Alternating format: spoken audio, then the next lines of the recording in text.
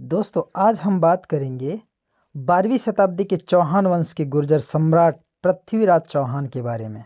पृथ्वीराज का जन्म राजा सोमेश्वर और रानी कर्पूरा देवी के घर हुआ था। पृथ्वीराज और उनके छोटे भाई हरिराज दोनों का जन्म गुजरात में हुआ था, जहां उनके पिता सोमेश्वर को उनके रिश्तेदारों ने चालुक्य दरबार में पाला था।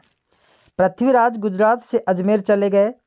जब पृथ्वीराज द्वितीय की मृत्यु के बाद उनके पिता सोमेश्वर को चौहान राजा का ताज पहनाया गया। सोमेश्वर की मृत्यु 1177 में हुई थी, जब पृथ्वीराज लगभग 11 वर्ष के थे।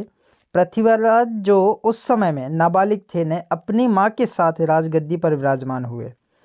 इतिहासकार दशरथ शर्मा के अनुसार पृथ्वीराज ने 1180 में प्रशासन का वास्तविक नियंत्रण ग्रहण कर लिया। दिल्ली में अब खंडहर हो चुके किला राय पिथौरा के निर्माण का श्रेय भी पृथ्वीराज को दिया जाता है। पृथ्वीराज रासों के अनुसार दिल्ली के शासक अनंगपाल तोमर ने अपने दामाद पृथ्वीराज को शहर दिया था, और जब वह इसे वापस चाहते थे तब हार गए थे।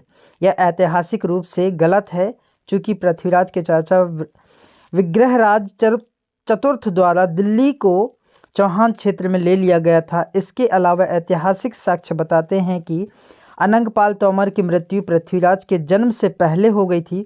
उनकी बेटी की पृथ्वीराज से शादी के बारे में दावा बाद की तारीख किया गया है। पृथ्वीराज के शासनकाल के दौरान शिलालेख संख्या में कम है और स्वयं राजा द्वारा जारी नहीं किया गए हैं।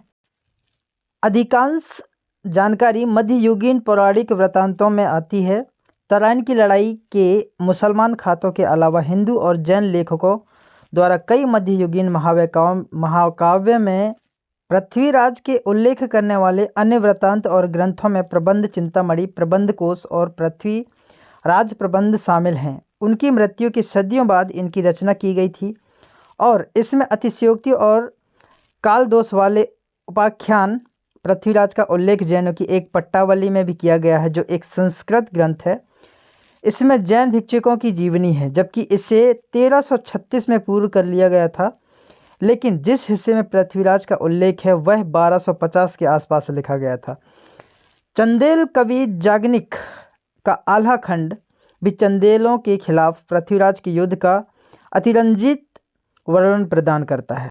शुरुआत में पृथ्वीराज ने कई पड़ोसी हिंदू राज्यों के खिलाफ सैन्य सफलता हासिल की। विशेष रूप से वह चंदेल राजा परम त्रिदेव के खिलाफ सफल रहे थे। उन्होंने गौरी राजवंश के शासक मोहम्मद गौरी के प्रारंभिक आक्रमण को भी रोका। पृथ्वीराज के पूर्ववर्तियों ने 12वीं शताब्दी तक भारतीय महाद्वीप के उत्तर पश्चिम क्षेत्रों में कब्जा करने वाले मुस्लिम राजवंशों के कई हमलों का सामना किया था। 12वीं शताब्दी के अंत तक गजनी आधारित गौरी वंश ने चौहान राज्य के पश्चिम क्षेत्र को नियंत्रित कर लिया था। 1175 में जब पृथ्वीराज एक बच्चा था, मोहम्मद गौरी ने सिंधु नदी को पार किया और सुल्तान पर कब्जा कर लिया। 1178 में उसने गुजरात पर आक्रमण किया, जिस पर चालुक्यों का शासन था। चौहानों को गौरी आक्रमण का सामना नहीं करना पड़ा, क्योंकि गुजरात के चालुक्यों ने 1178 के कसरावद के युद्ध में मोहम्मद को हरा दिया था। अगले कुछ वर्षों में मोहम्मद गौरी ने पेशावर, सिंधु और पंजाब को जीतते हुए चौहान के पश्चिम में अपनी शक्ति को मजबूत किया। उन्होंने अपना अड्डा गजनी से पंजाब कर लिया और अपने साम्राज्य का विस्तार पूर्व की ओर करने का प्रयास किया। इसमें उन्हें पृथ्वीराज के साथ संघर्ष में आना पड़ा। मध्यकालीन मुस्लिम लेखकों ने दोनों शासकों के बीच केवल एक या दो लड़ाइयों का उल्लेख किया है। हालांकि हिंदू और जैन लेखकों का कहना है कि पृथ्वीराज ने मारे जाने से पहले कई बार मोहम्मद को हराया था, जैसे कि हमीर महाकाव्य दावा करते हैं कि दोनों के बीच 9 लड़ाइयाँ हुई। पृथ्वीराज के प्रबंध में 8 का जिक्र हुआ। प्रबंध कोश 21 लड़ाइयों का दावा करता है, जबकि प्रबंध चिंतामणि 22 बतलाता है। जबकि यह लेखन संख्या को बढ़ा चढ़ाकर पेश करते हैं। यह संभव है कि पृथ्वीराज के शासनकाल के दौरान गौरियों और चौहानों के बीच 2 से अधिक मुठभेड़ हुई है।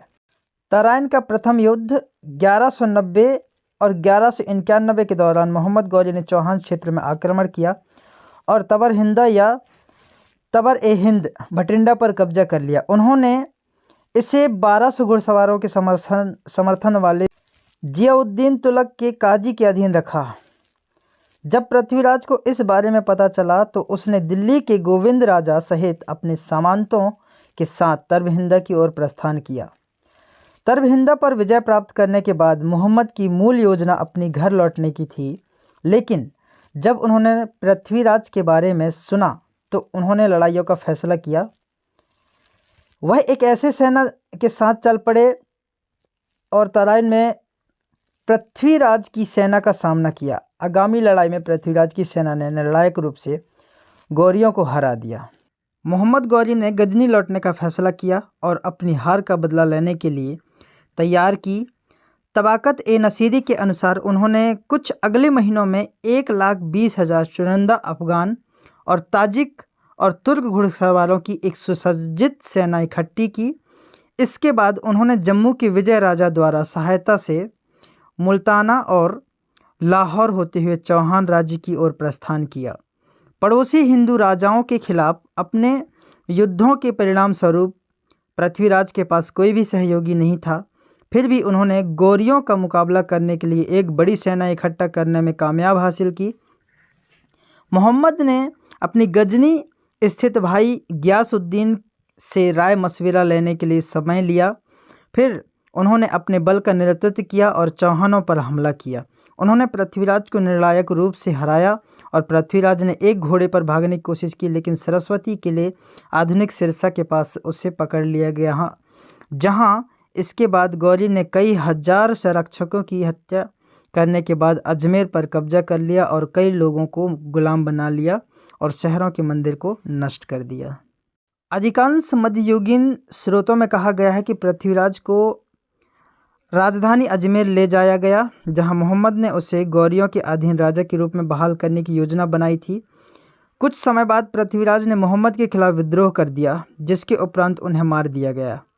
पृथ्वीराज रासों का दावा है कि पृथ्वीराज को एक कैदी के रूप में गजनी ले जाया गया और अंधा कर दिया गया। यह सुनकर कवि चंद्रबरदाई ने गजनी की यात्रा की मोहम्मद गौरी का चकमा दिया, जिसमें पृथ्वीराज ने मोहम्मद की आवाज़ में दिशा में तीर चलाया और उसे मार डाला। कुछ ही समय बाद पृथ्वीराज और चंद्रबरदाई ने एक दूसरे को मार डाला।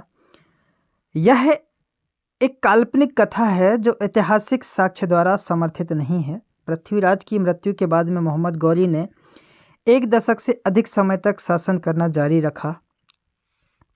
पृथ्वीराज की मृत्यु के बाद गौरियों ने उनके पुत्र गोविंदराज को अजमेर के सिंहासन पर राजा नियुक्त किया और 1192 में पृथ्वीराज के छोटे भाई हरिराज ने गोविंदराज को हटा दिया और अपने पैतृक राज्य का एक हिस्सा वापस ले लिया।